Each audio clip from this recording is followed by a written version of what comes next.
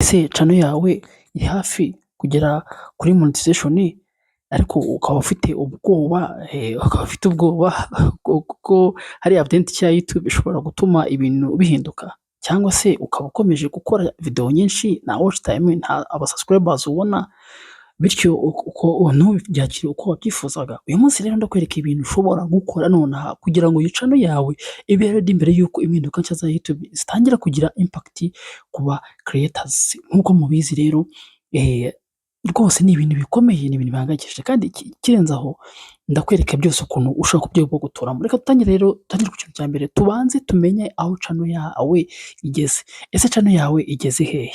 Channel yawe uko tuyireba no muri YouTube studio nk'ibisanzwe, ikintu tugiye kureba turi muri monetization, tugomba kujya muri earn.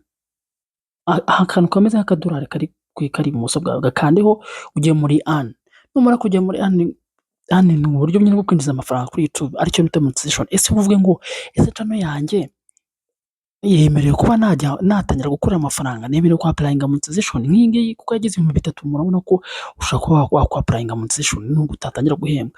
Aha ngaha rero wongere urebe ikindi kintu cya mbere, urebe ngo ese aba-subscribers 1000 ndabujuje, iyi yarabujuje yinjira na hafi 400.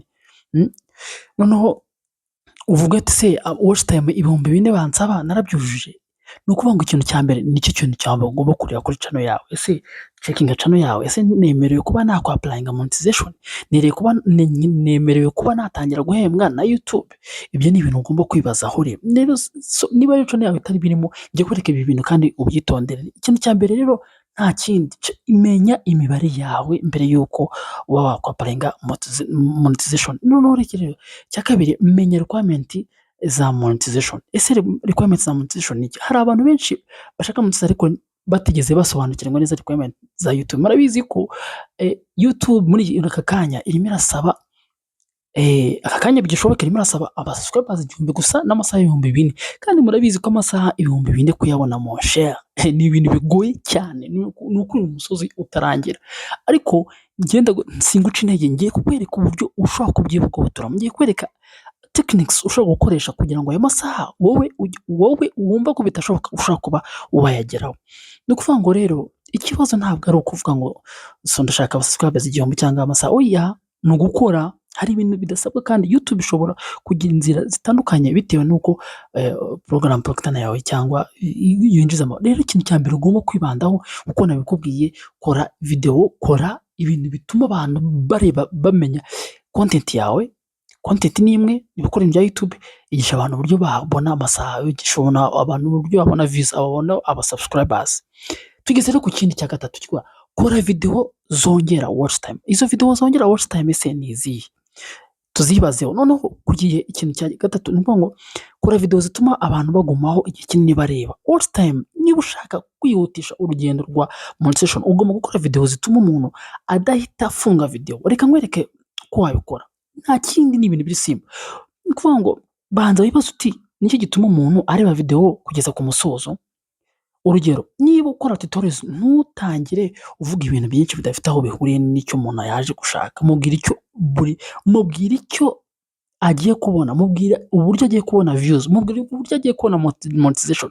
Umubwira ngo hi muraho mumeze, no, ibyo ntabwo ari byo akeneye, kuko niba intro yawe ari ndende ntabwo abantu bazaza kuri iyi video yawe, kandi icyo orientation iri hasi biragorana cyane kuba wahita ufatisha umuntu.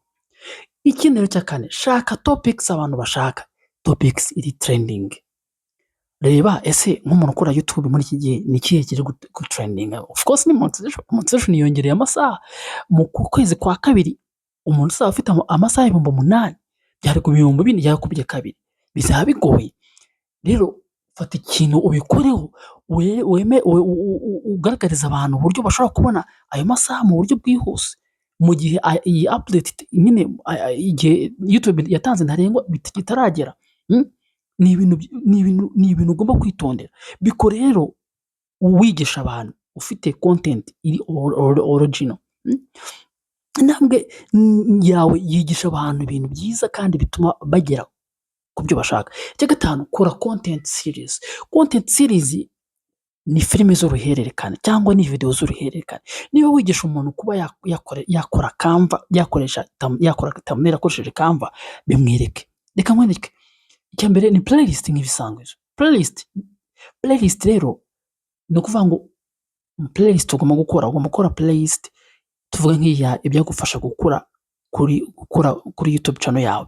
Ni ukuvuga ngo umuntu najya kureba video zawe azavuga ati ko se ko nshaka gukora kuri YouTube channel reka ndebe MD Empire TV ndebe ese ko yambwiye ko afite video nyinshi zica ku buryo nshaka kuba nazi, reka tuzirebe izi video. Ese iya mbere ndayireba ihita injyana ku yindi ya kabiri, injyana ku yindi ya gatatu.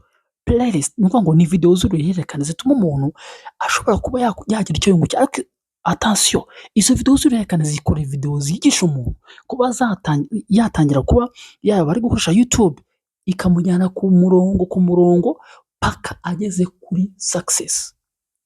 Twumvikane nkuko mubibona izi video ziri ku murongo. Ibaze uti ese abantu barimo gushaka iki? Fungura YouTube itangira kwandika keyword ijyanye na niche yawe. Reba suggestion YouTube iguha. Urugero niba niche yawe ari YouTube tutorials ushobora kwandika how to monetize YouTube. Urumva umuntu ushaka uburyo nako applying ese biransaba iki? Ni YouTube studio nyine birebemo. Ese biransaba iki? YouTube studio, YouTube short, YouTube SEO. Hanyuma urebe ibyo YouTube suggestinga. Ibyo ni ibimenyetso by'abantu bashobora kuba bashaka. Ushobora kandi kureba video zakozwe n'aba creators benshi ariko ukagenda uzihindagura kugira ngo abantu bagume kuri channel yawe. Tugeze ku cya gatandatu, koresha ending screen na playlist rero tumaze kwivuga. Twivugira kuri end screen. End screen ni ikintu abantu batabyitaho. End screen ni ituma umuntu aguma kuri channel yawe. Kuguma kuri channel yawe nta kundi rero no kugira ngo akomeze arebe video. Reka rero dufatamo video hano mbere ku buryo ushaka kuba wabona washaka uhakora end screen. Uko mubizi ufujya muri video sanzwe ukajya muri editor iyo video ngiye kubereka uburyo end screen ari akamaro. End screen nk'iyi video nayikoze mu mezi ashize ibifite hariho cards, ushobora gushyiraho cards nayo nzabereka ukuntu bayikora ariko twe tuyibande kuri end screen kuko nicyo turi gukora. End screen izagufasha kuba wamuntu kuri video yawe ashobora kuba yahita abona indi video mu gihe ya video ari kureba irangiye. Nagiye mbivuga kenshi ariko hanga reka mbisobanure neza. Uko uyikora rero nta kundi kugira ngo uyimenye kuba yishyizeho ushaka gukanda kuri kano kantu kameze nk'aka big hahita witureba kuri video wakoze hazaho option ebyiri. Ushobora gushyira option imwe ushaka ako ngenda kizo option ebyiri z'ama video. Niba umuntu ari kureba nakizo video erebwe n'abantu benshi giraho n'indi video iheruka kubaho umeruka gukora. Rero ahangaha niho hantu ugomba kwitondera kuko umuntu kuri video yawe yamaze kureba indi video YouTube itimu suggesting aricyo bita end screen itimu suggesting indi atiriwe ajye gushakisha muri search avuga ngo ni gute nabona subscribers, ni gute naba monetize, ni gute nabona views nyinshi. Oya, ahita yibona immediately iyo video wamweretse irangiye ahita yibona. Nukuvuga ngo rero ugomba kubyitondera ibintu neza. Tugeze rero ku kintu cya karindwi, reba analytics buri munsi. Nukuvuga ngo intambwe ya nyuma mbere yuko dusoza ni analytics. Nuko ubibona ujya kuri analytics nk'ibisanzwe ukayikandaho kuri video yose washaka nta kibazo. Umaze gukanda kuri iyo video ujya muri analytics yayo. Tugiye kureba uburyo video yacu yitwara. Ese video yacu yitwara gute?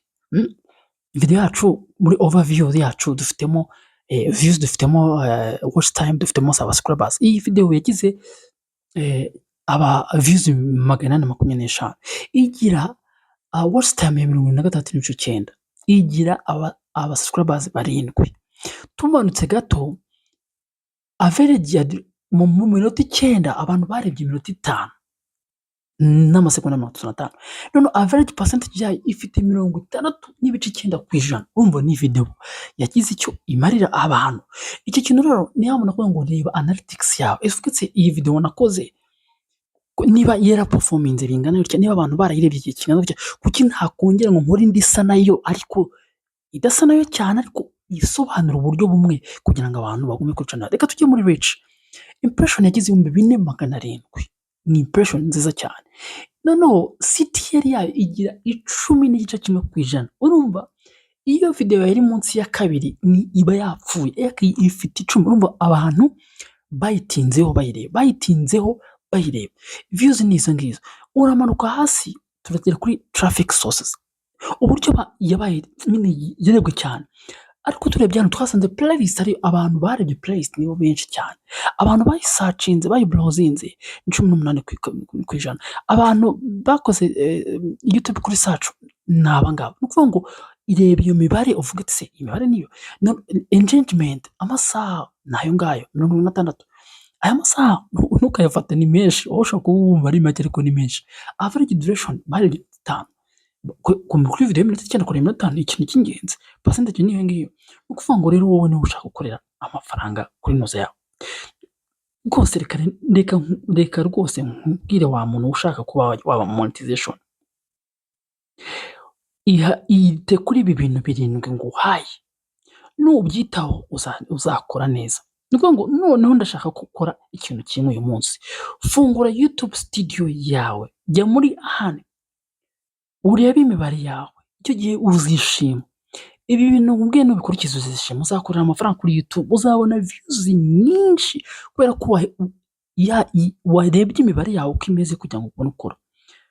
Hanyuma hitamo rero video imwe ushobora gukora mu munsi igufasha kwerekana intego zawe, ukomeze kugendana natwe, ukomeze kureba niba iyi video igufashije rwose dukandire subscribe, dukanda like, usharinga izi video n'abandi bazahore bazireba kugira ngo tuzakomeze tugendane. Rero iyi ari MD Empire TV ibagezaho ibiganiro uburyo mwakora kuri MD Empire, mwakora ku ma YouTube channel yanyu, mukaba mwabona monetization. Dusubire no video ubutaha.